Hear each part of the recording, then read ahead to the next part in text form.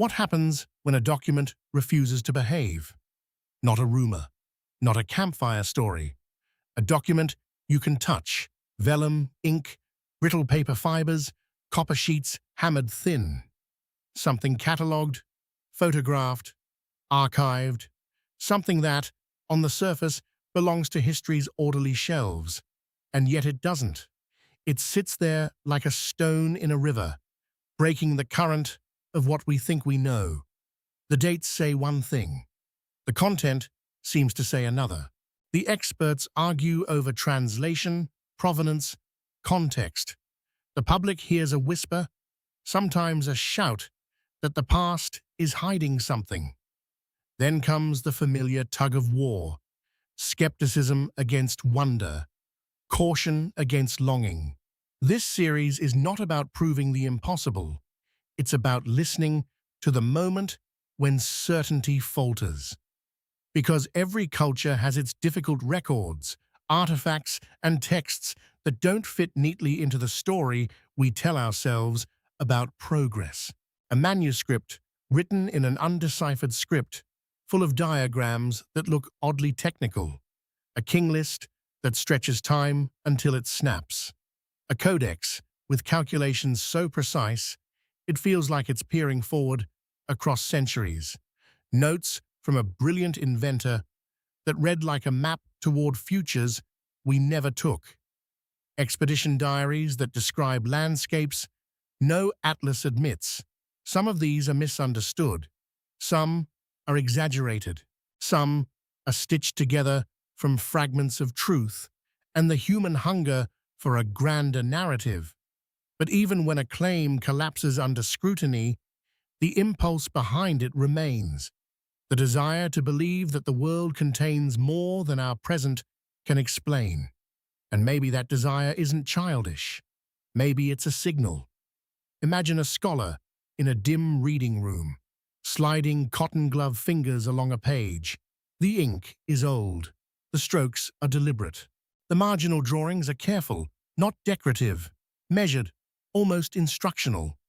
The scholar's mind does what minds do. It compares. It searches for patterns.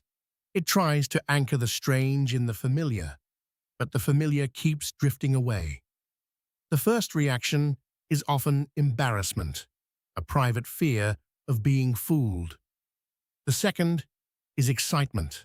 The third is discipline. Check the carbon dating, the provenance, the chain of custody, the handwriting, the pigments, the language family, the historical context.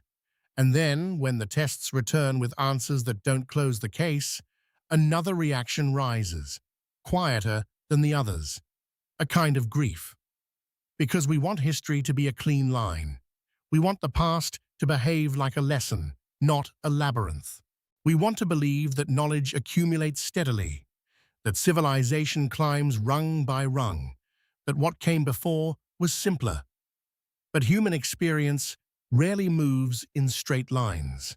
Ideas appear early and vanish. Techniques are rediscovered. Libraries burn.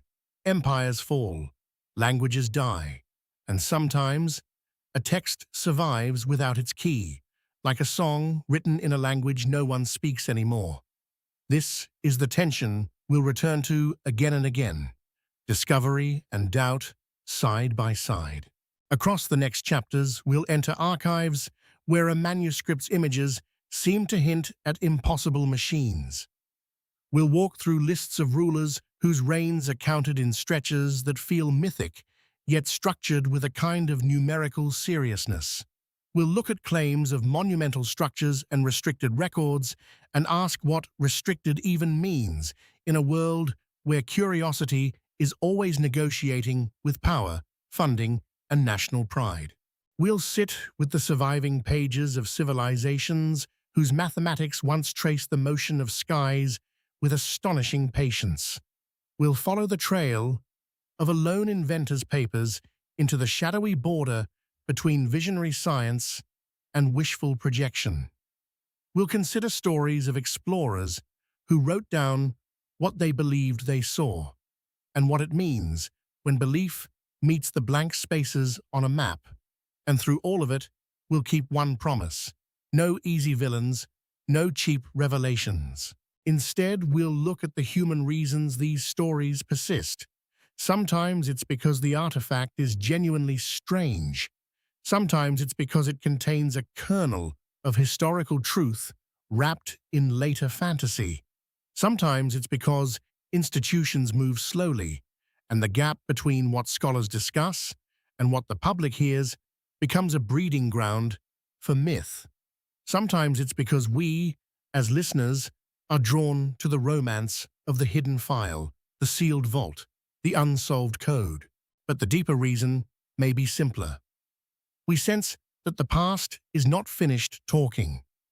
If history is a conversation across time, then these records, real, disputed, misread, or mythologized, are interruptions. They force us to ask, not only, is this true, but also, why do we need it to be? In the end, the question isn't whether every strange document is a doorway to a secret world. The question is what our response reveals about us, our trust, our fear, our imagination, our humility. So let's begin where all good investigations begin. Not with an answer, but with a careful kind of attention. What if the most important thing these records offer isn't proof of a hidden past, but a mirror held up to the way we decide what counts as knowledge? It began, as so many strange histories do, with a door that wasn't supposed to lead anywhere. A Jesuit college library, early 20th century. A quiet room where the air smelled of dust and old glue, where the past lived in stacked silence.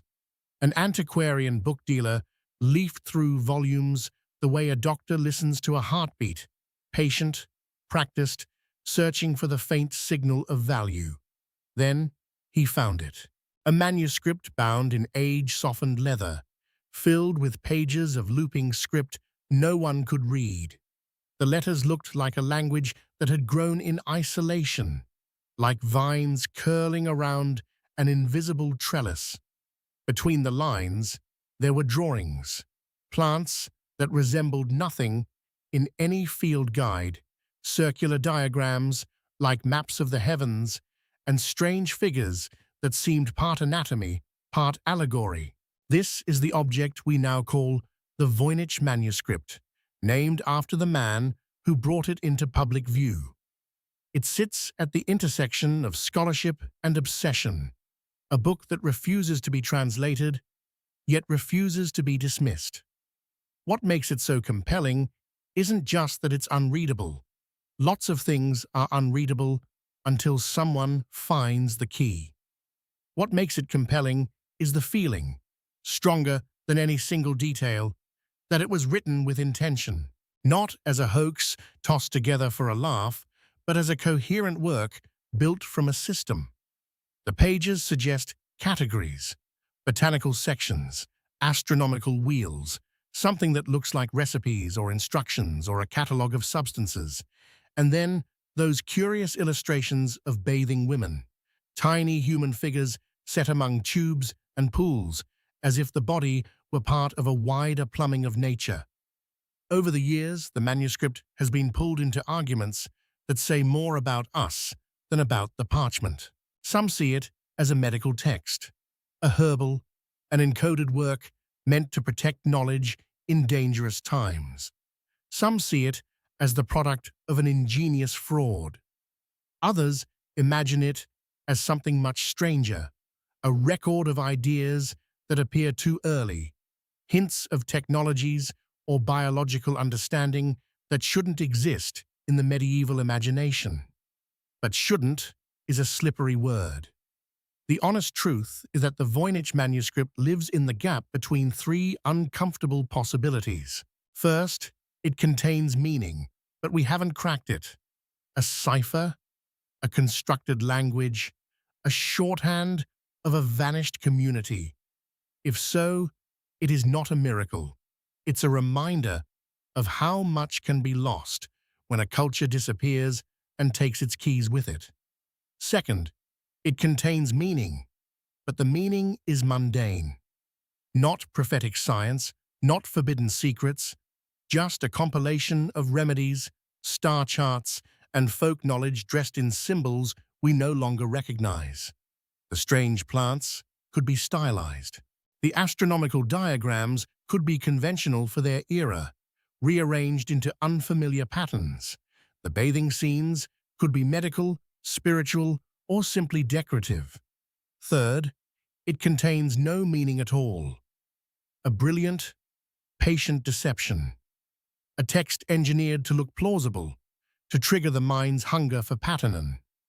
If that's true, it becomes a different kind of artifact, less about hidden knowledge, more about the art of persuasion. What's fascinating is that all three possibilities pull at the same human nerve, because the manuscript feels like a test, not of code-breaking skill alone, but of our relationship to uncertainty. We are trained, culturally and emotionally, to demand closure. We want the final translation, the definitive answer, the neat documentary ending where the narrator exhales and says, "And at last, we know." But some objects don't grant that. They ask us to sit in the unresolved space where evidence is partial and imagination is loud.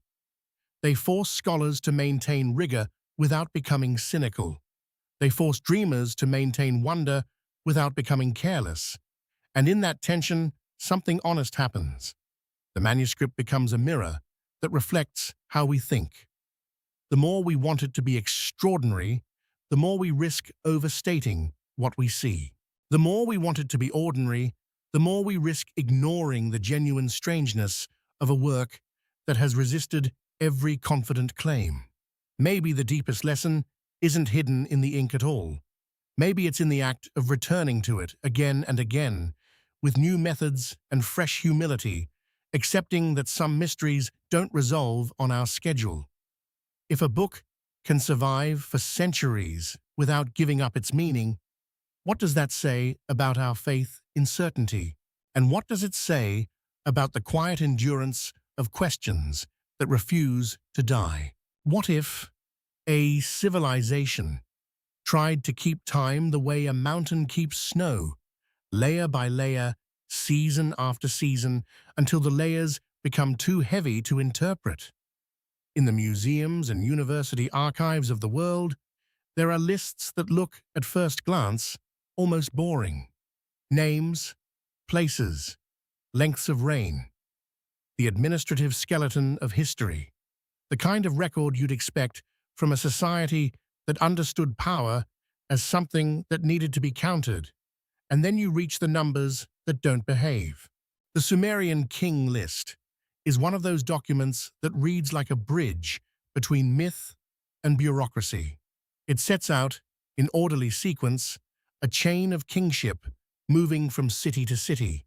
It anchors authority in geography, as if legitimacy could be carried like a torch across the landscape of ancient Mesopotamia. But the early reigns stretch into lengths that feel impossible, thousands, even tens of thousands of years. Not long lives, not long dynasties, single reigns that outlast what we consider the boundaries of human biology. It is tempting to treat this as a mistake, or a joke, or a deliberate lie, but the King List doesn't present itself like a fairy tale. Its tone is almost stubbornly official. It names rulers with a calm confidence. It tallies years with the seriousness of someone balancing a ledger. And that seriousness is what makes it feel unsettling. Myth here is not sung, it is recorded. So what are we looking at? One possibility is that we're seeing the ancient world's way of speaking about origins. Many cultures place their beginnings in a time when the rules were different, when gods walked closer to people, when heroes lived longer, when the world was younger and stranger. In that view, the enormous reigns aren't meant as literal years. They are a declaration. The first kings belonged to a sacred era, beyond the reach of ordinary chronology. Another possibility is more technical. The numbers could be the product of a counting system that doesn't translate neatly into hours, a unit of time misunderstood, a tally meant for something other than years, months, seasons, lunar cycles, or symbolic mathematics where certain numbers carry meaning beyond measurement. Even today, we use numbers like that, 1,000 times. Forever, the whole world. We know what we mean, even if the digits are not meant to be audited. But there's a third possibility that is quieter and perhaps more human. The list may be an argument, not in the way modern arguments are made, with footnotes and citations, but in the ancient way, through narrative authority. By placing certain rulers in the deep, almost cosmic past, the list elevates the idea of kingship itself. It says, this institution is not new, it is not accidental. It descends from a time so distant you cannot question it. In other words, the King List might be doing what national myths and family legends still do, stretching time to create continuity, smoothing chaos into a line, turning scattered memories into a single inheritance. And yet, even if we accept that, the discomfort remains, because the document doesn't only contain the impossible, it also contains the plausible. Later sections align more closely with archaeological evidence and known historical periods. The numbers shrink. The kings become human-sized. The cities become recognizable in other records. The list seems to glide from the mythic into the historical without ever announcing a boundary. That transition is its most haunting feature. It reminds us that the categories we rely on, myth versus history, legend versus fact, were not always separate shelves. In the ancient world, they could be stacked on the same tablet. The past could be both sacred narrative and administrative record at once. And for the modern mind, trained to sort and separate, that is deeply unsettling.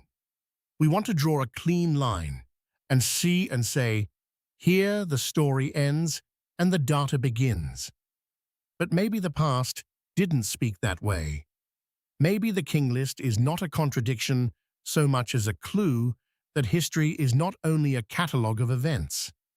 It is also a map of meaning, what a society needed to believe about itself in order to feel anchored in the world. So when we meet those enormous reigns, perhaps the question isn't, how could this be true? But what did truth mean to the people who wrote it? And if our own era had to compress its identity into a list, names, places, numbers, what impossible lengths of time might we quietly invent to make ourselves feel legitimate? There is a particular kind of silence that settles over a place built by hands that are no longer here. Not the silence of abandonment, not the silence of decay, but the silence of intention. The kind you feel when stone has been arranged with such patience that it seems to wait for you even centuries later, as if it expects you to arrive and finally understand. At Baalbek, in modern-day Lebanon, the stones do not merely sit, they loom. The temple complex is often discussed through the lens of Rome, because the visible structures carry Roman architecture, the columns, the symmetry, the imperial signature. But beneath that story is another layer, a foundation terrace with blocks so massive that they make the human body feel like an afterthought. Some of these stones weigh hundreds of tons. Their surfaces fit with a precision that feels almost intimate, as if the builders cared how the seam would look from close range. And for anyone who has ever tried to move furniture across a room, the question arrives with almost embarrassing immediacy. How? There are practical answers, and they matter. Ancient engineers were not naive. They understood leverage, rollers, sledges, ramps, and teams of laborers. They had time. They had coordination. They had the kind of collective discipline that modern individuals forget is possible. When we underestimate them, we reveal our own arrogance. And still, Baalbek stirs something beyond engineering, because the scale is not just impressive, it feels slightly out of place, like a sentence written in a different voice inside a familiar book. Even if we accept that human ingenuity can move enormous stones, we are left with the question of why these stones are here in this particular way. What kind of intention demands such extravagance beneath a temple? Some people respond to that discomfort with myth. They invoke lost technologies, vanished civilizations, visitors from beyond history. The temptation is understandable. The mind reaches for a dramatic cause when confronted with dramatic evidence. But there is another way to look. What if the contradiction is not technological at all, but psychological? Monuments like Baalbek are not only structures, they are messages. They tell the world what a society believes about power, permanence, and the relationship between humans and the divine. When a culture builds on a scale that strains the imagination, it is declaring something. We are capable, we are chosen, we are enduring.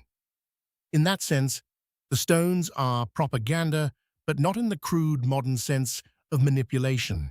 They are a physical argument, made in weight and geometry.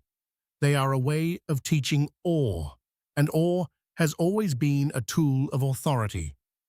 There is an odd intimacy in imagining the people who worked here, not emperors or priests, but laborers, men with sunburnt necks and hands cracked from rope and stone dust. Coordinators shouting measurements, craftsmen smoothing surfaces, someone eating bread in the shadow of a block that would outlast their name. When we say, "This shouldn't be possible," we are often speaking from a modern distance that forgets what ancient societies could do when they organized their will around a single sacred purpose. The past did not have our machines, but it had something we often lack: multi-generational patience, the willingness to spend decades on a single project because the meaning of the project exceeded any one lifespan. Still, the contradiction lingers, because there are moments when the conventional explanation feels incomplete, not wrong, but unfinished. We can describe techniques, but the emotional force remains unexplained. Why did the builders insist on such size? Why did they choose that threshold of difficulty? Perhaps because, at the edge of impossibility, human beings touch the divine, not by receiving miracles, but by attempting them. Baalbek reminds us that history isn't only a story of what people knew, it is also a story of what they dared. And here, among stones that seem too heavy for the world, we are forced to confront an uncomfortable truth. Our sense of what is reasonable is not a measure of reality. It's a measure of our own expectations. So the question becomes less about whether ancient builders had secret tools, and more about whether we have lost a certain kind of courage, the courage to build something immense, knowing we will never see it finished. What does it mean that our era can explain these stones and yet still feels haunted by them? And what does that haunting reveal about the limits of modern imagination? A map is a promise. It tells you that the world can be drawn into lines and labels, that distance can be measured, that the unknown can be turned into a shape you can carry in your hands.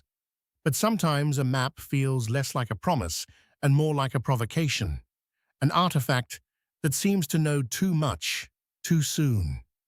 In 1513, an Ottoman admiral and cartographer named Piri Reis compiled a world map on gazelle skin. Only a fragment survives today, but it contains enough to ignite a century of debate. You can see coastlines, islands, notes scribbled in the margins like whispered explanations.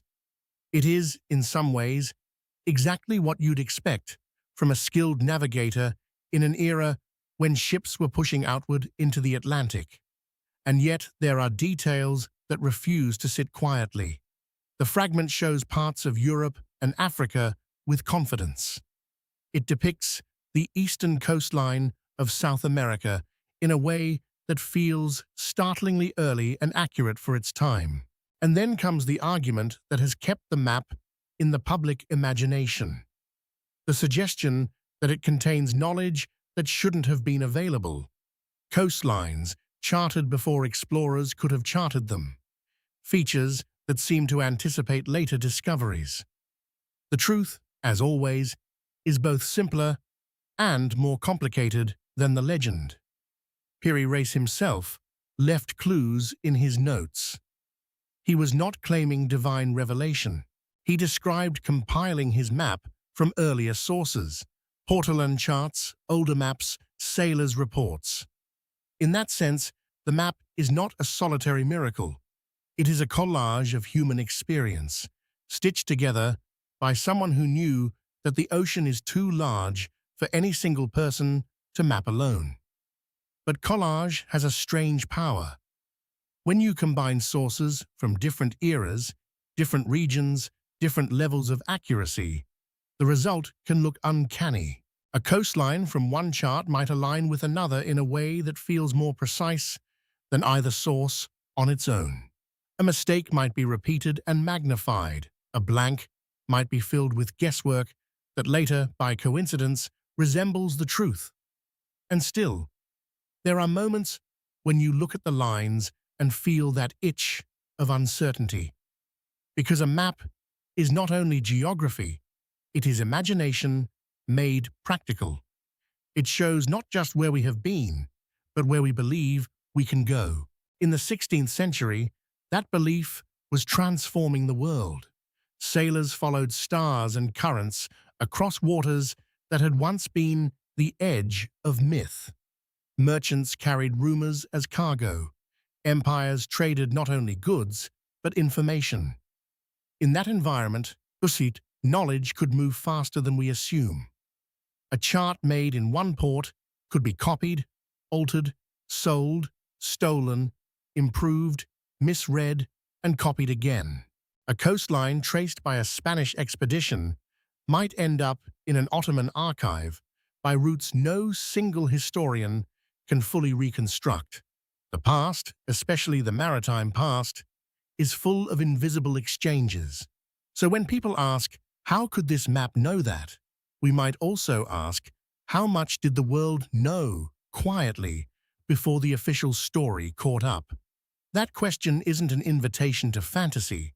It's an invitation to humility about networks. Modern life teaches us to think of information as instantaneous, clean, verified. But in earlier centuries, information was messier and more alive. It traveled as gossip, as sketches in a sailor's notebook, as a torn chart patched with personal memory. It was not always accurate, but it was constantly moving. And perhaps that is the real wonder of the Piri Reis map. Not that it proves a hidden civilization, but that it reveals a hidden web of human curiosity. A civilization does not need secret machines to know more than its textbooks admit. It only needs people who keep notes, copy notes, share notes, and refuse to let the ocean be the end of the story. In the end, maps like this don't just raise questions about discovery. They raise questions about credit, about how many unnamed hands contributed to what we now attribute to a single famous moment, about how history sometimes simplifies the flow of knowledge into neat milestones, first this, then that, when reality is more like a tide, pulling ideas back and forth. So when you hold an old map in your mind, and it seems to glance beyond its own century, perhaps the right response isn't suspicion. Perhaps it's gratitude. How many lives, how many voyages, how many quiet observations were required to draw a line that would outlast the person who drew it. And what other lines, half remembered, half erased, are still waiting in archives, asking to be seen again? It was hauled up from the sea like a thought you didn't know you had. In the spring of 1901, sponge divers working off the Greek island of Antikythera found a shipwreck resting in deep water. They surfaced with statues and amphorae, treasures the public could recognize, the kind that fits easily into museum cases and national pride. Then came something that didn't look like treasure at all. A corroded lump of bronze and wood, cracked into fragments. It could have been dismissed as scrap, one more ruined object in a hall of ruined objects. But when it dried, when conservators looked closer, they saw teeth, tiny interlocking gear teeth, arranged with purpose. The Antikythera Mechanism has been called many things: an ancient computer, a mechanical calendar, a device for predicting the motion of the heavens. Labels try to tame it, but the feeling it produces remains untamed. A quiet shock that a machine so intricate could exist in a world we imagine as simple. We tend to picture antiquity as stone and scroll, not precision gearing.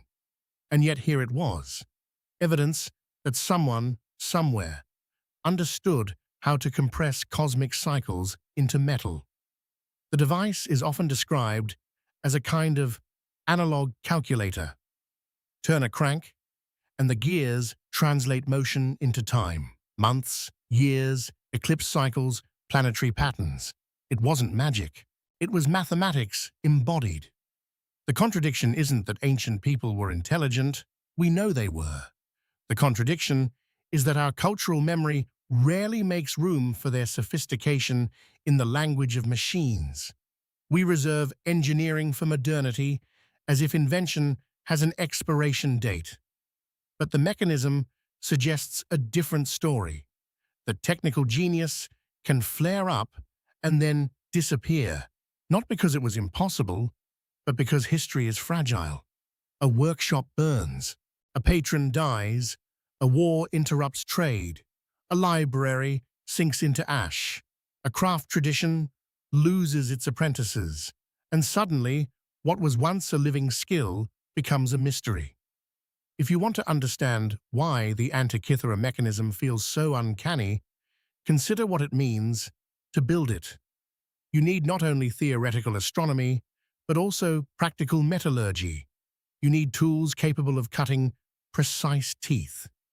You need a conceptual framework that treats time as something that can be modeled mechanically.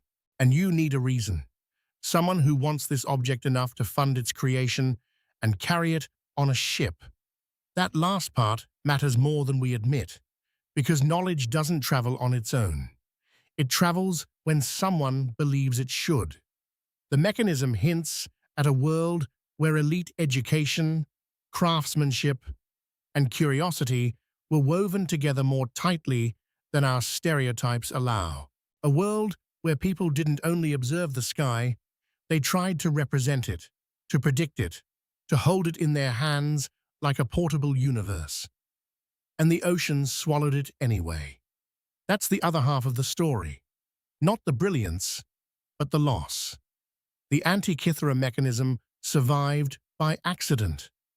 It's not a monument built to endure. It's a tool that endured because it fell into darkness, where salt water preserved it in a slow, merciless way.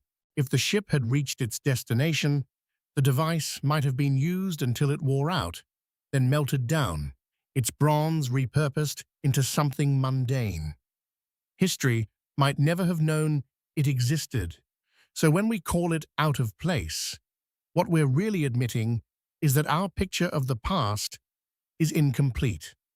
We mistake the survival of evidence for the survival of reality. We assume what we can still see is what there was.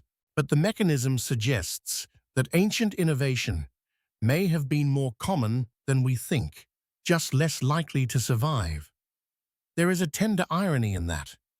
We live in an age where complexity multiplies every year, where devices become obsolete before their owners finish reading the manual. We assume complexity is our birthright, yet here is an object from 2 millennia ago, speaking in the same language of gears and prediction, reminding us that the hunger to model the universe is not new. It is ancient, it is human, and it carries a warning. If knowledge can be built once and lost, then progress is not guaranteed. It is not a staircase that only goes upward. It is a fragile relay, passed from hand to hand, sometimes dropped in the dark. So the next time we look at a marvel of modern engineering, perhaps we should ask a softer question. Not, how far have we come, but how easily could we forget? If the sea can hold a machine like this for 2,000 years, what else has it taken? And what parts of our own understanding might vanish so completely that future generations will stare at our relics and whisper in disbelief, they knew this, and then they didn't. Some discoveries happen with a shovel. Others happen with a sentence, a line in a chronicle, a note in the margin of a letter, a passing claim that, if true, would redraw the map of the past. But the sentence stands alone, unsupported by artifacts we can hold. And that loneliness, evidence without company, is where history becomes most vulnerable to both imagination and doubt. In the ancient Mediterranean world, there were stories of mechanisms that felt almost impossible, machines that moved on their own, devices that played music, statues that spoke, doors that opened as if by will. Today we might call them automata. Back then they were wonders, half engineering, half theatre, a way of turning knowledge into spectacle. We know that engineers existed who could build astonishing things. The writings attributed to Hero of Alexandria describe mechanical tricks powered by air, steam, and water, temple doors that swing open, toys that move, devices that create the illusion of life. Even when we treat these accounts cautiously, the broader point remains. Ancient minds were experimenting with the boundary between natural force and human design. So why does it still feel like a contradiction? Because we want technology to have a single, linear birthplace. We want to point to a century and say, here is where machinery begins. Here is where the modern world is born. But the past keeps offering these scattered hints, glimmers of ingenuity that flare and fade. Consider the library as an idea, not just a building with scrolls, but a concentrated reservoir of memory. When a culture builds a library, it is admitting that knowledge is worth preserving beyond the lifespan of a teacher. It is also admitting something else, that knowledge can be lost.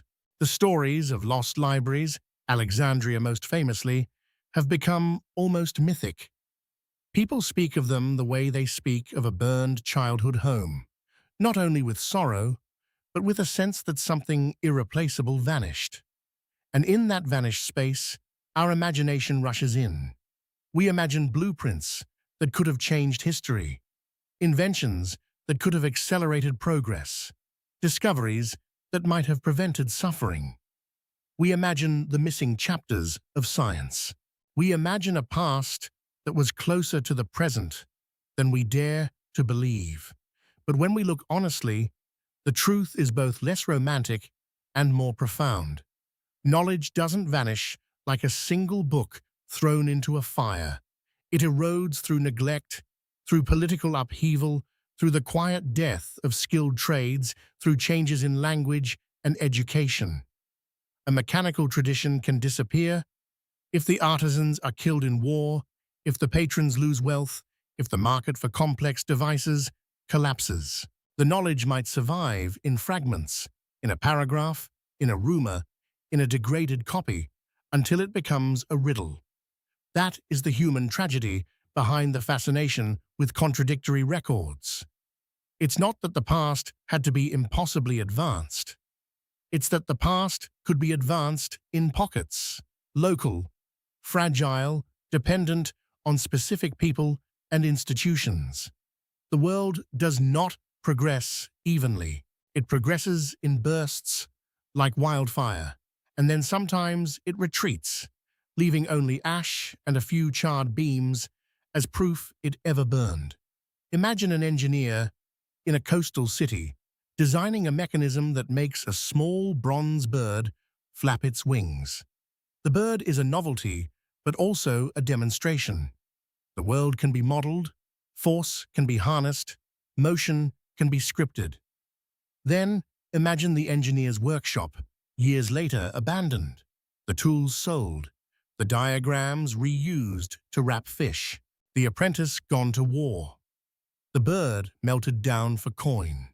In that scenario, the invention disappears without anyone hiding it. It vanishes because the world changed, and the world didn't care enough to keep it. That may be the hardest truth to accept.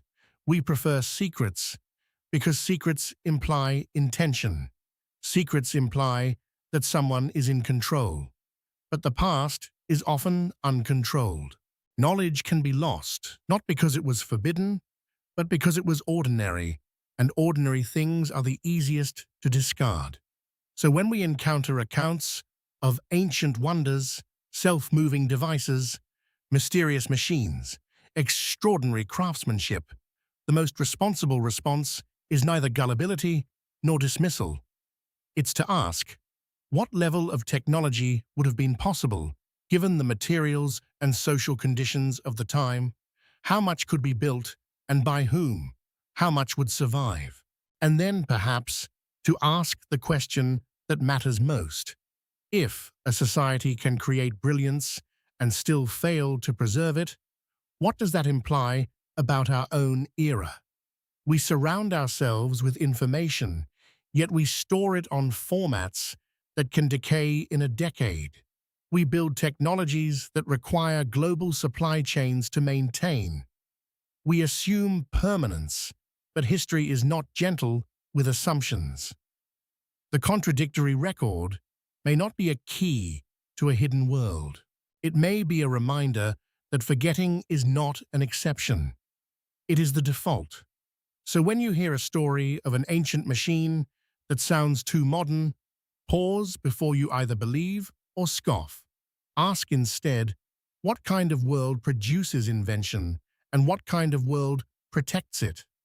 Because the future will judge our intelligence not only by what we create, but by what we manage to carry forward. It starts with paper that shouldn't have survived. Not paper in the modern sense, thin, cheap, disposable, but bark paper, worked and folded into an accordion of pages. A book made to be opened and closed like a set of lungs, inhaling and exhaling time. Pigments pressed into fiber, glyphs laid down with the calm confidence of people who believed the sky could be read. The Maya made books. Not many survived. Fire, conquest, humidity, and the simple accident of history erased almost all of them. What remains feels like an echo kept in a jar, small, fragile, and powerful enough to unsettle anyone who assumes the past was dim. One of the most famous survivors is often called the Dresden Codex. It is not a novel. It is not a mythic epic. It is something both colder and more intimate. A record of patterns, tables of cycles, ritual calendars, astronomical calculations, a disciplined attempt to align human life with celestial rhythm. And here is where the contradiction enters. The calculations, especially those associated with Venus, are so careful, so persistent, that they can feel almost modern. The Codex doesn't treat the sky as a vague realm of gods. It treats it as a system that can be tracked and predicted. Days accumulate. Cycles return. Differences are corrected. The cosmos becomes, in a sense, a kind of clock. For many listeners, that clashes with a stereotype. that advanced astronomy belongs to telescopes, universities, and modern science. But the sky is the oldest laboratory. You don't need glass lenses to notice that Venus changes its place. You don't need satellites to recognize eclipse seasons. You need time, patience, and a culture that values observation enough to preserve it across generations. That last part is everything. The Maya were not guessing. They were collecting. They were inheriting a tradition of night-watching so deep that it became institutional. Priests and astronomer scribes, roles often fused, did what all scientists do. They measured, they recorded, they compared, they revised. Their motives were not identical to modern scientific motives. Their observations were entangled with ritual, prophecy, and political authority. But entanglement doesn't erase intelligence. It explains why intelligence mattered. Still, the Codex creates a kind of unease, because it forces a question. If a civilization can model celestial cycles with this level of precision, what else did it know? What other techniques, understandings, or philosophies were developed and then lost when their libraries burned? At this point, the story often turns melodramatic. Lost superscience, forbidden knowledge, secret maps of the universe. The temptation is strong, especially when the surviving evidence is so partial. The less we know, the more room imagination has to build palaces. But the deeper truth may be quieter. The Codex shows that sophistication doesn't require modernity. It requires continuity. And continuity is fragile. When the conquest of the Americas is discussed, people often focus on the dramatic symbols: gold seized, temples dismantled, languages suppressed. But the most catastrophic loss may have been the loss of memory, whole systems of knowledge that depended on schools, scribes, apprenticeships, and texts. You can destroy a library faster than you can rebuild a tradition. Imagine being the last person who can read a script. Imagine holding a book that contains the accumulated observation of centuries and knowing that once you are gone, the book becomes decoration. Beautiful, incomprehensible, mute. The symbols remain, but the living meaning evaporates. That is what makes the surviving codices feel almost haunting. They are not merely artifacts, they are survivors of a collapse in translation between worlds.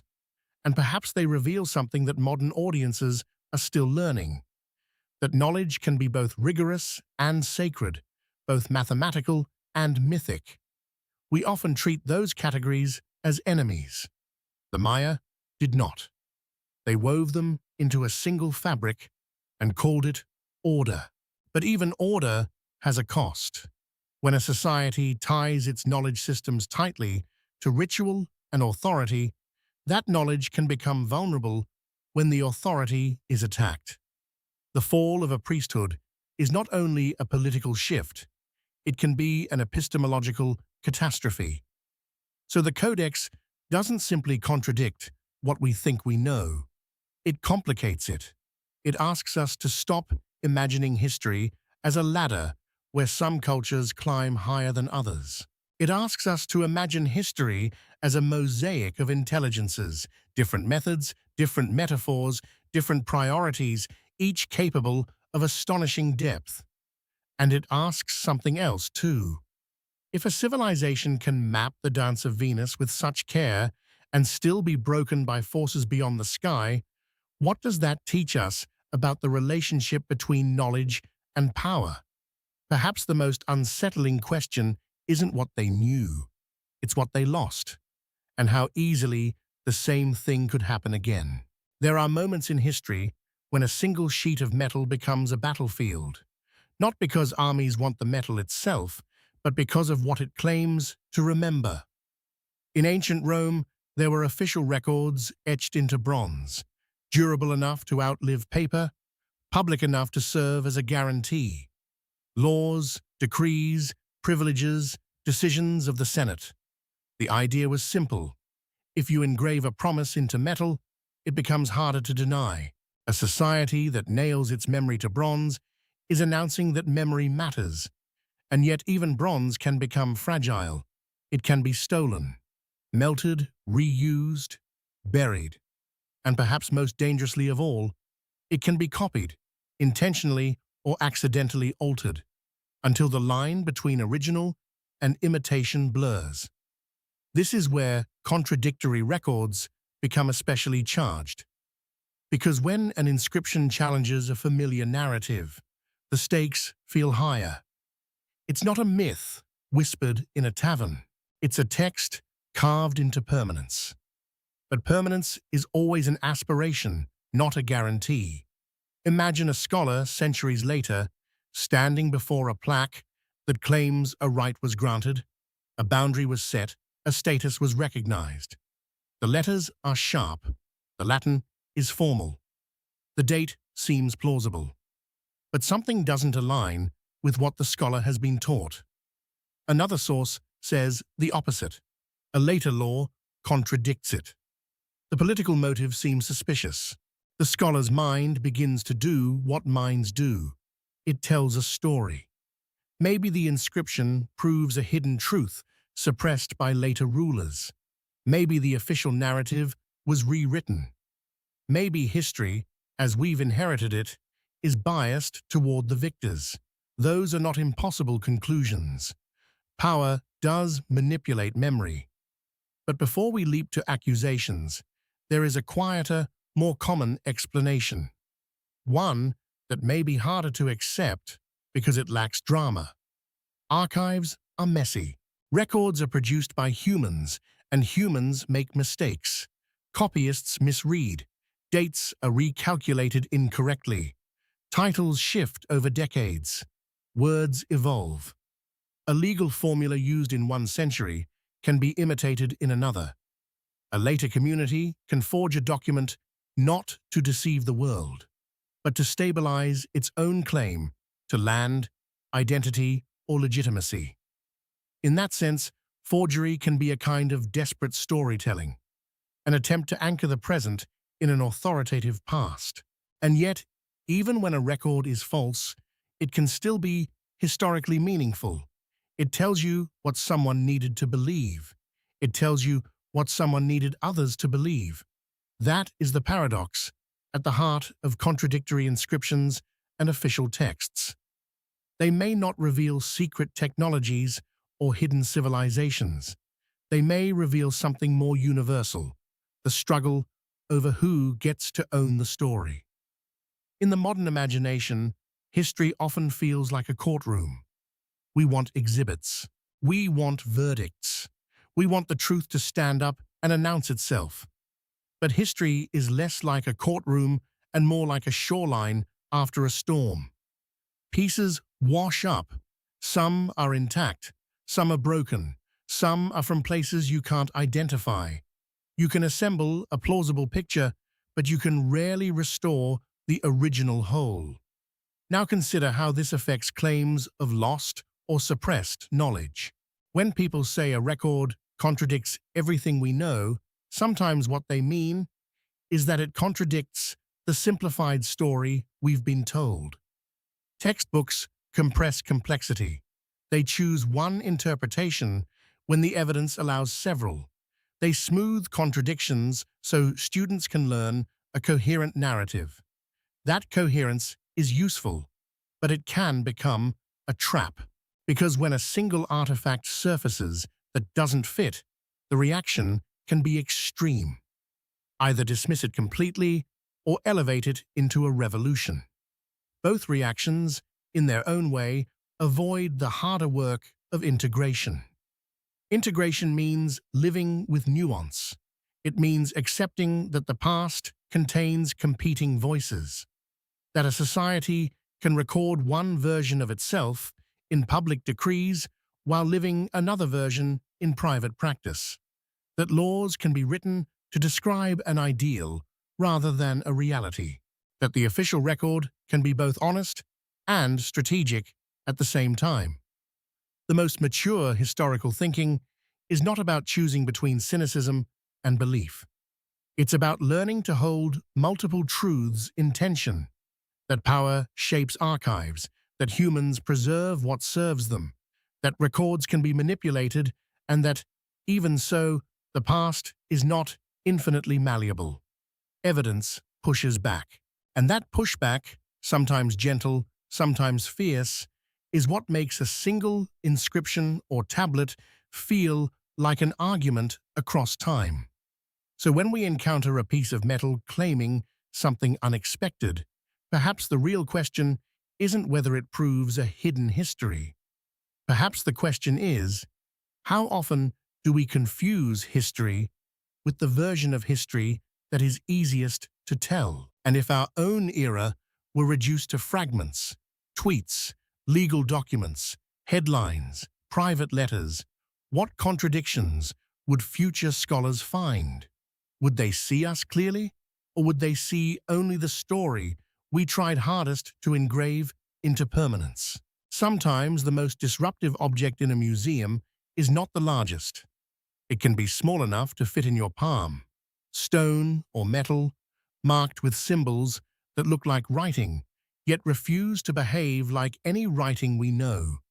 You can photograph it, measure it, date the material. You can even trace the grooves with your eyes and feel the confidence of whoever carved them. And then you face the uncomfortable fact: you cannot read it. In the modern world, unreadable writing feels like a paradox. We live surrounded by translation tools, digital dictionaries, and the illusion that information can always be retrieved. But the ancient world was full of scripts that vanished when their communities vanished. A language is not only a set of symbols, it is a shared agreement.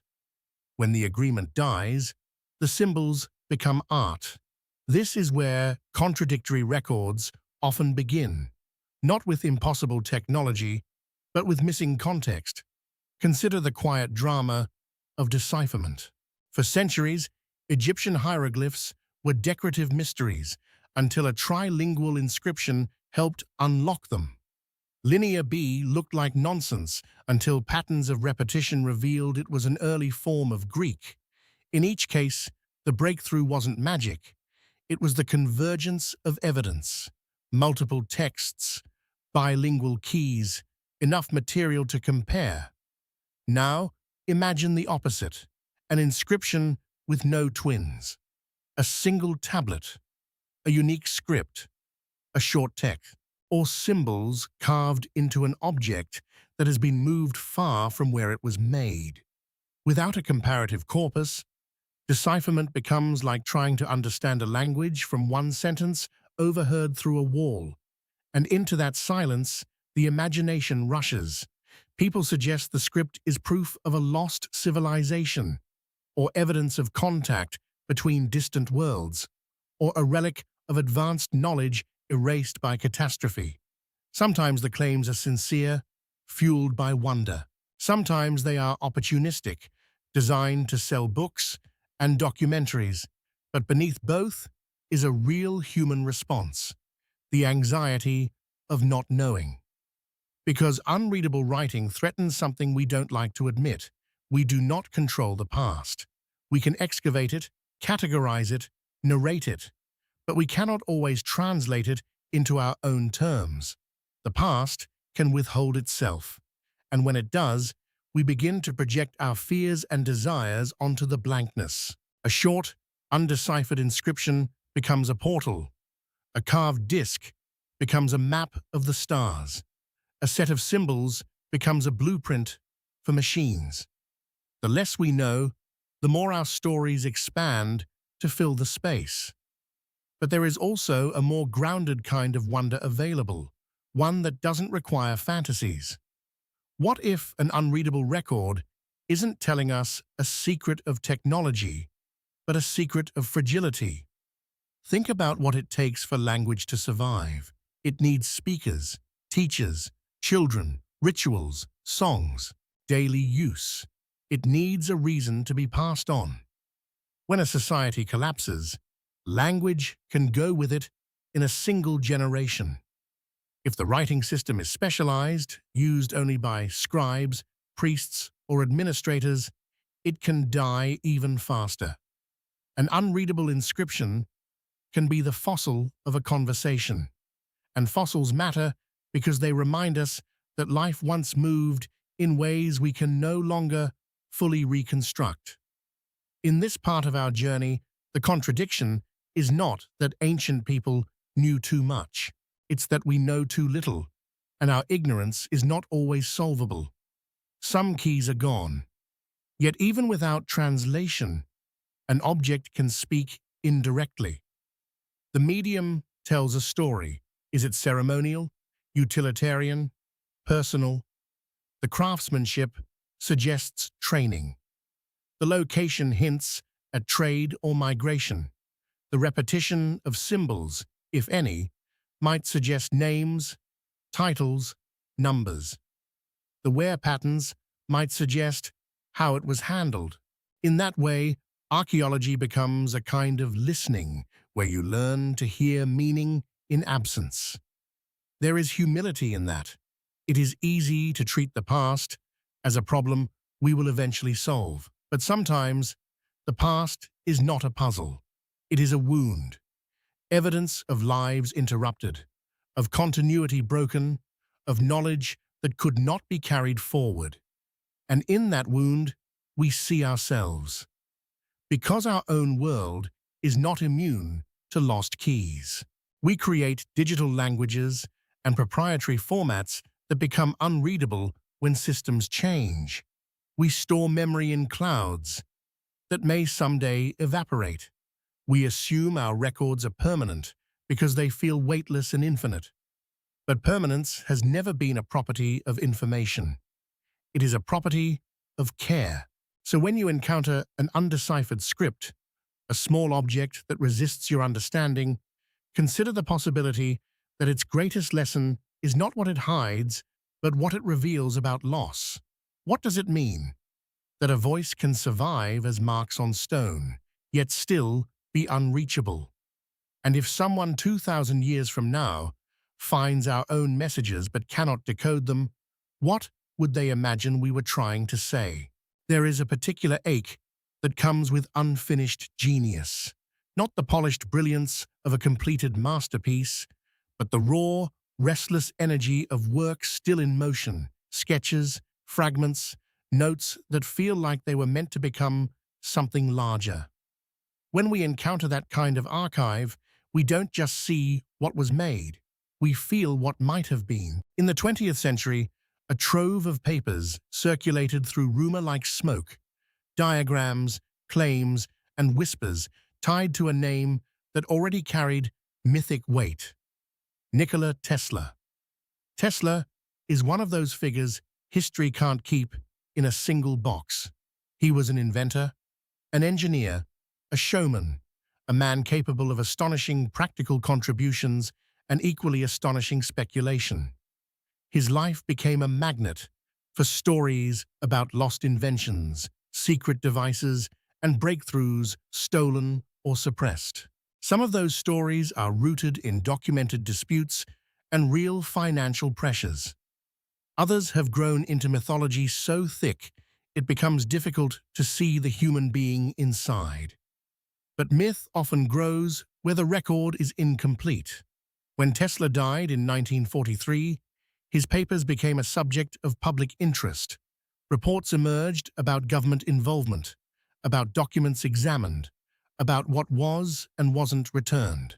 The details have been discussed and argued over for decades, and the gaps in certainty have done what gaps always do: they invite invention. In some versions of the story, Tesla designed a device that could change warfare, energy, or physics itself. In others, he was on the verge of delivering limitless power to humanity when forces of greed or fear intervened. In still others, the lost work is said to hold a key to technologies we now associate with science fiction. It's tempting to either believe everything or dismiss it all, but the more interesting approach, perhaps the more honest one, is to treat the Tesla archive as a case study in how we build legends around brilliance. Because Tesla's real life already contains enough tension to make myth feel plausible. He had visions. He made dramatic claims. He worked on ideas ahead of what his era could easily fund or verify. He struggled with money and management. He watched rivals and corporations succeed where he faltered. He lived in a world where patents and credit were battlegrounds.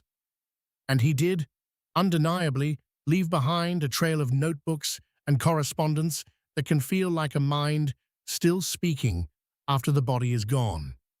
When you combine those realities with a modern culture that hungers for hidden breakthroughs, you get a powerful narrative engine.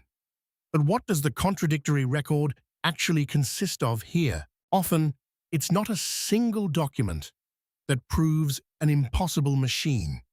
It's the shape of the story, a brilliant person, a set of incomplete papers, official interest, and then silence. To some, silence looks like secrecy. To others, it looks like bureaucracy. To still others, it looks like nothing at all. And the truth may be a blend. Routine examination alongside genuine uncertainty about what the papers contained, sensational headlines alongside mundane technical notes, a real inventor's ambitious claims alongside later exaggerations that treat ambition as proof. What matters emotionally is that we want to believe in the lost gift. We want to believe that somewhere, in a file cabinet or a forgotten box, there is a design that could redeem our present, a clean solution to energy scarcity, a technology that would change everything, a way of organizing nature that would make modern suffering feel unnecessary. In that longing, the inventor becomes more than a person. He becomes a symbol of a world that could have been kinder if only history had listened. But history rarely listens cleanly. It listens through markets, through politics, through institutions that reward certain kinds of certainty and punish others. It listens through the messy human constraints of time, money, and social networks. A brilliant idea without a stable system to support it can die quietly, not because it was too dangerous, but because it was too difficult. And this is where Tesla's story becomes less about conspiracy and more about tragedy. A mind can outrun its era. That doesn't mean the era is evil. It means the world has a pace, and not everyone moves at the same speed. Still, the question remains, what do we do with the unknown parts of the record? We can approach them like adults. We can acknowledge that some documents may be missing, that some claims remain unverified, that secrecy in wartime can be real without being supernatural. We can also acknowledge that later storytellers often turn a lack of evidence into an invitation to fill the void with whatever they wish. And then we can ask the deeper question Tesla's legend forces on us. Why do we crave the idea of the suppressed breakthrough? Perhaps because it lets us believe our problems are optional, created by choices, not by the complexity of reality. If a solution was hidden, then the world's pain is not inevitable. It is imposed. That belief offers a strange comfort, even when it is false. But there is another comfort available, one that doesn't require hidden blueprints. The comfort of acknowledging that human brilliance is real and also fragile, that it can be misunderstood, poorly funded, or left unfinished. That the boundary between visionary and impractical is not always clear, even in hindsight. In that light, the lost Tesla is not a secret weapon. He is a reminder. Progress depends not only on genius, but on the social conditions that allow genius to become shared reality. So if you could open every sealed box, read every missing notebook, and recover every vanished plan, what would you hope to find? A machine that solves everything, or a more sobering truth that even the brightest mind cannot rescue a world that refuses to build the structures needed to carry insight forward. You can hear the desert before you see it. A hush that isn't emptiness, but distance. Wind moving over rock. The faint scrape of sand grains against each other, like time rubbing itself raw. In places like this, the past doesn't feel buried. It feels close, almost resting on the surface, waiting for a footstep to disturb it. And this is where stories of forbidden or sealed records often begin. Not with a document that announces itself, but with the suspicion that something is missing. A tomb that was opened and then closed. A set of artifacts that appeared in a museum without a clear chain of custody. An excavation report with careful language, cautious omissions. A photograph that shows an object, and then the object disappears into storage. The desert is a landscape that encourages imagination because it preserves and hides at the same time. It can keep wood dry for centuries, and it can swallow a caravan trail without leaving a mark. It is, in a sense, the perfect stage for the human drama of discovery and doubt. When people speak of Egyptian records that contradict everything, they often mean one of two things.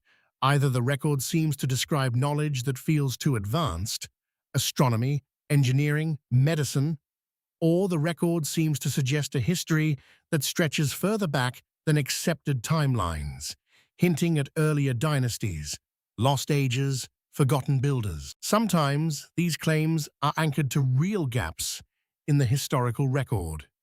Ancient Egypt spans millennia, and much of its documentation is incomplete. Entire periods are reconstructed from partial evidence. Chronologies have been debated and refined. Different sources disagree. That is normal in deep history, but normal disagreement can feel like scandal when the public encounters it without context. A single, unusual inscription can become a headline. A contested artifact can become proof that the official narrative is a lie. A scholarly debate about dating can become a public battle between truth-seekers and gatekeepers. The danger here is not curiosity. The danger is moralizing the unknown. Because the unknown is not always a conspiracy. Often, it is simply the result of what time does. It destroys, disperses, and distorts. And yet, it's also true that archaeology is shaped by power. Who gets permits? Who controls funding? Which museums own collections?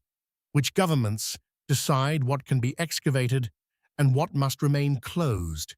Which discoveries become famous and which remain quiet? That is not a secret. It is the ordinary politics of cultural heritage. So when people sense that something has been hidden, sometimes they are responding to a real imbalance, the distance between what scholars know and what the public is allowed to see. Storage rooms full of artifacts that are rarely displayed. Papers that take years to publish. Debates conducted behind paywalls and academic language. In that gap, the imagination again does what it always does. It fills the silence. And the most common filling is this, that someone must be protecting a truth too disruptive to reveal. But there is another interpretation that is in some ways more unsettling because it doesn't assign blame. What if the truth isn't hidden because it's too explosive, but because it's too complex? Complexity is difficult to narrate. It doesn't fit in a video title. It doesn't sell easily. It requires patience, and patience is not the currency of modern media. So we get simplified stories. This artifact proves everything, or it proves nothing. This discovery changes the timeline, or it's irrelevant. But real archaeology is usually neither. It is incremental. It is careful.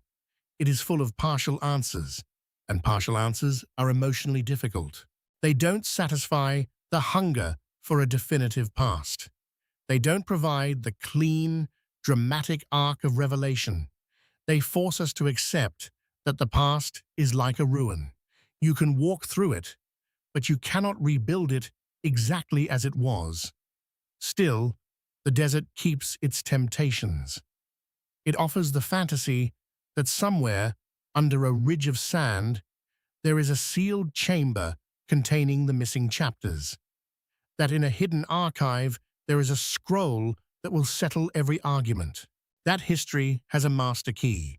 If only we could find it. But history rarely works that way. Even when we find extraordinary records, they don't replace the past we know. They add to it. They complicate it. They challenge us to revise rather than to overthrow. And that is the adult form of wonder, revision. So if there are records still unseen, what might they really contain?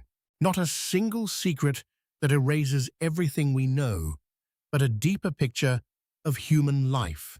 Administrative details, religious disputes, medical recipes, personal letters, lists of offerings, the ordinary texture of days. The kind of information that, when accumulated, changes our understanding not through shock, but through empathy. Perhaps the most radical discovery is not a lost technology, it's a lost voice.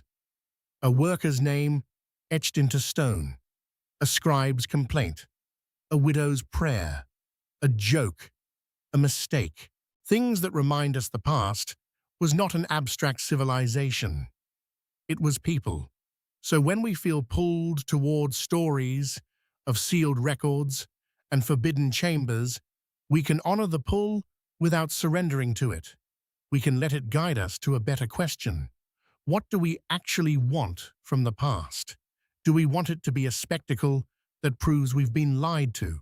Or do we want it to be a teacher, patient, incomplete, and human, showing us that truth is not a single hidden room, but a landscape we keep learning to read? There is a moment in every investigation when the search stops being about the object and becomes about the seeker. It happens quietly. You've examined enough fragments, listened to enough claims, watched enough experts disagree, and you realize that the true force in the story is not the artifact itself. It's the way we react when the past won't behave. Because contradictory records are not rare. What's rare is our willingness to live with what they require. Patience, nuance, and the humility to admit that certainty is often a luxury. By now, we've seen different kinds of contradictions. A manuscript no one can read, yet no one can ignore. A king list that slides from mythic time into historical time without explanation. Stones so immense they challenge our intuition about what ancient societies could accomplish. A map that looks like a collage of knowledge moving faster than official history likes to admit. A machine recovered from the sea that suggests ancient engineering was more sophisticated and more fragile than our stereotypes allow. Stories of vanished inventions and lost archives that expose our longing for suppressed solutions. Codices that prove observational rigor can exist inside sacred cosmologies. Unreadable scripts that reveal how easily language can die. Official records etched in durable form, yet still vulnerable to human bias, error, and political need. And the ever-present rumor of sealed rooms, missing files, and artifacts sitting in storage, half known, half imagined. If we step back, a pattern emerges. The contradictions fall into two broad families. The first is the contradiction of evidence, an object that genuinely doesn't fit our current models, at least not neatly. It forces revision. It forces new questions. It forces historians and scientists to admit we may need to rethink part of the story.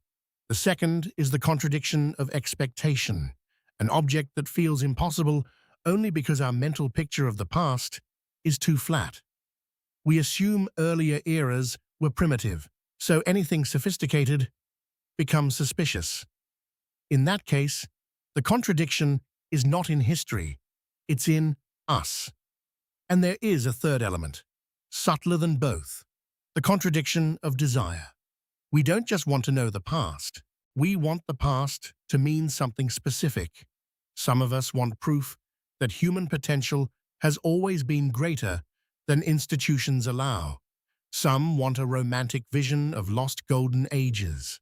Some want a story where the world's pain could have been avoided if only the right knowledge had survived.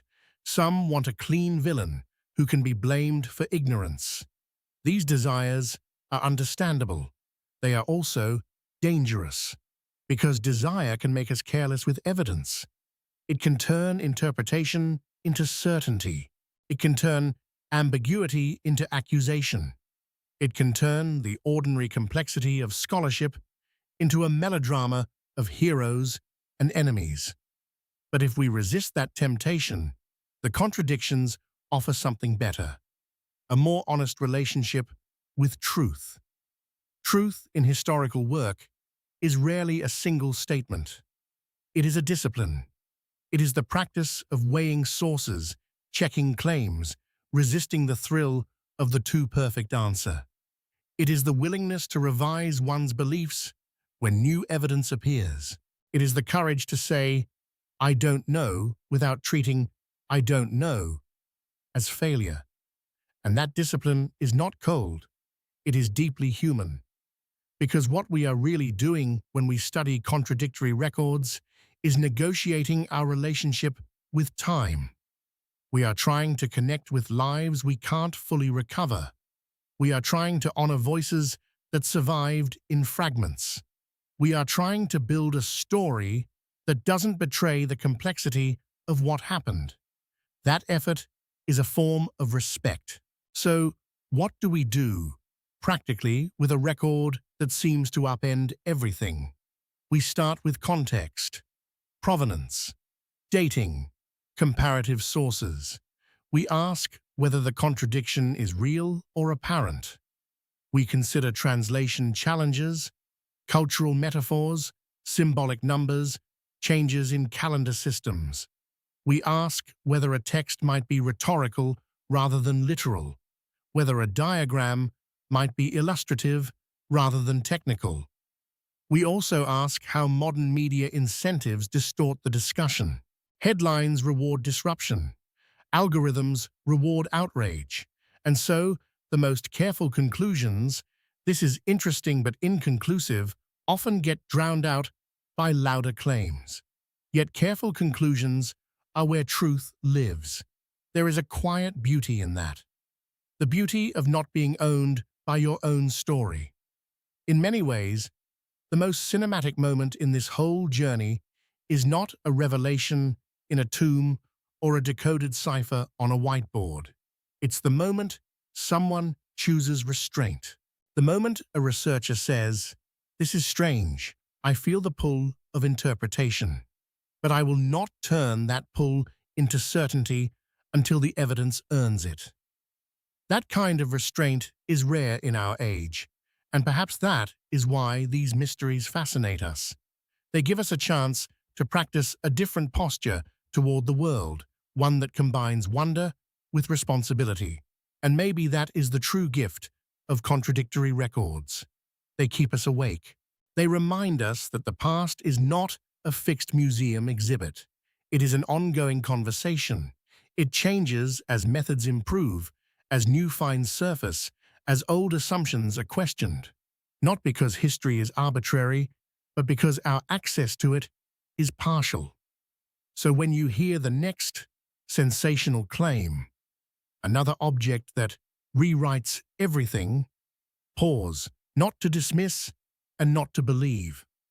Pause to notice the impulse inside you, the hope, the suspicion, the longing for a clean answer. Then ask a gentler, more revealing question. If the past could speak clearly, what would we actually be willing to hear? Would we accept complexity? Would we accept that brilliance and loss coexist? Would we accept that truth is often incomplete? Or would we keep demanding that history perform the kind of certainty we crave, because certainty feels safer than honest mystery? In the end, the past doesn't collapse into a single revelation. It accumulates, like layers of sediment at the bottom of a river, bits of bone, seeds, broken pottery, ink that survived by accident.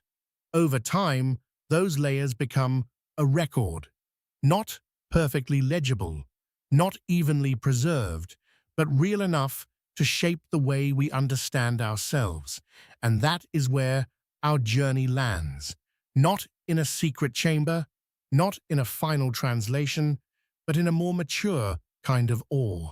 Because the most honest conclusion to any story about records that contradict everything we know is this: what we know is always provisional.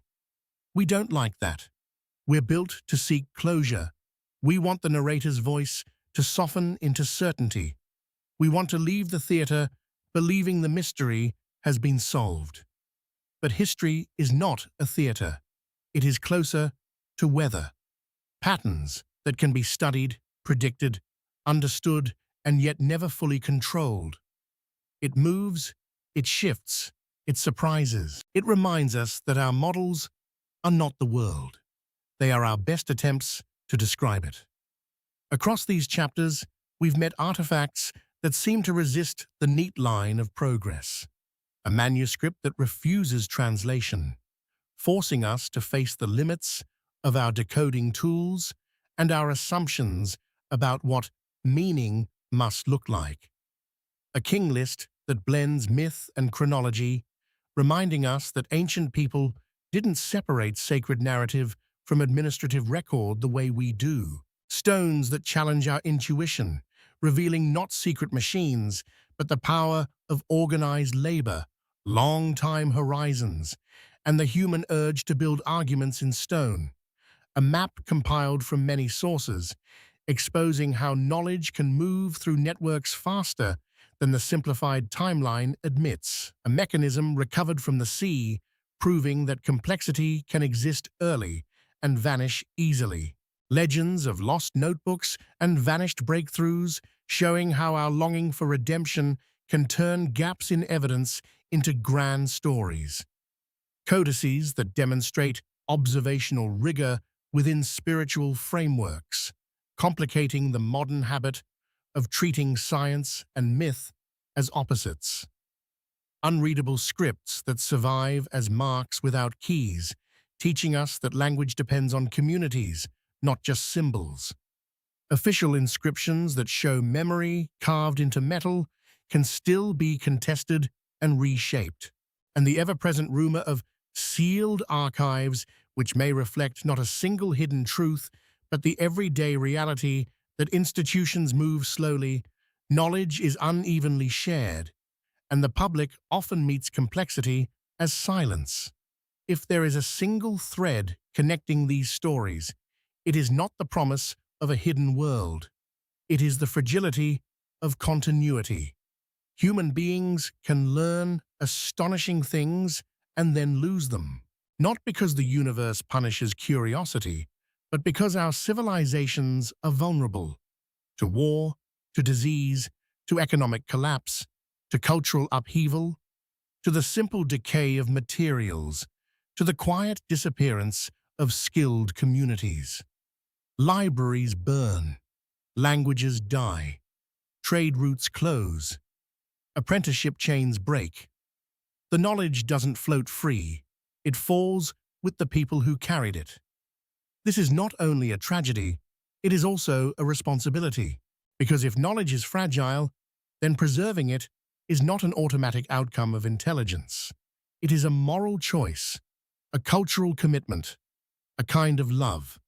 And here is where the contradictions become deeply personal. When we encounter an artifact that doesn't fit our narrative, we have a choice about how to respond.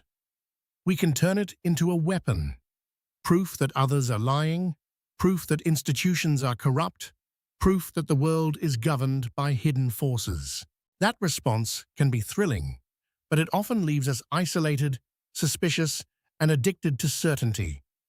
Or we can let it do something quieter, widen our imagination without breaking our discipline. We can say, "This is strange. It deserves attention. It deserves careful study. It deserves humility." We can allow the past to be more complex than our textbooks without turning complexity into paranoia. We can honor wonder while keeping our feet on the ground. That balance, wonder, and discipline is what makes us truly adult seekers of truth. In the modern world, we are surrounded by information, yet we are not necessarily surrounded by understanding. The tools of recording have become effortless, but the work of interpreting has become harder, not easier. We live in an era of endless archives and shrinking patience. We preserve more data than any civilization before us, yet we risk losing meaning in the noise. And so the final question of this series is not only about ancient records, it is about us.